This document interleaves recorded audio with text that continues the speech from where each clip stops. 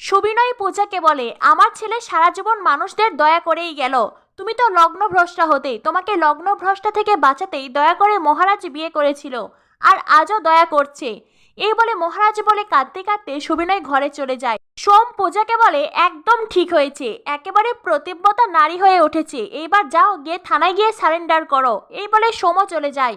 পূর্ণিমা ওখান থেকে চলে যায়। শিব মিলি পূজার কাছে আসে। পূজা বলে, ভাই তোমরা ঘরে যাও, আমাকে একটু একা থাকতে দাও, আমাকে একটু ভাবতে দাও। শিব মিলি ওখান থেকে চলে যায় আর পূজা মেঝেতে বসে কাঁদতে থাকে। সুবিনয়ের বলা কথাগুলো পূজার মনে পড়তে থাকে আর পূজা কষ্ট পেতে থাকে। তখনই কল্পনায় পূজা মহারাজকে দেখতে পায়। মহারাজ পূজার সামনে জলের গ্লাস ধরে আছে আর বলে, মহারানী তুমি জল খেয়েছো? পূজা বলে, আপনি এখানে, আপনি আমাকে দয়া করেছেন? মহারাজ বলে, না পূজা, আমি তোমাকে দয়া করিনি। পূজা বলে, তবে যে বাবা বলল? মহারাজ বলে, আসলে আমি বাড়িতে নেই তো, তাই বাবার মন মেজাজ ভালো নেই। পূজা মহারাজকে বলে, আজ তোমার জায়গায় আমার থাকার কথা ছিল। মহারাজ বলে, আমি তোমার জন্য সব অপবাদ মাথা পেতে নিতে রাজি আছি পূজা। তখনই পূজা দেখতে পায় মহারাজ তো সামনে নেই। আসলে সবকিছুই ছিল পূজার কল্পনা।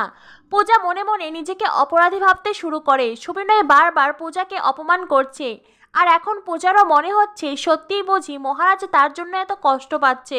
আর এদিকে মহারাজ তার কেসের অনেক কিছুই বুঝতে পেরেছে।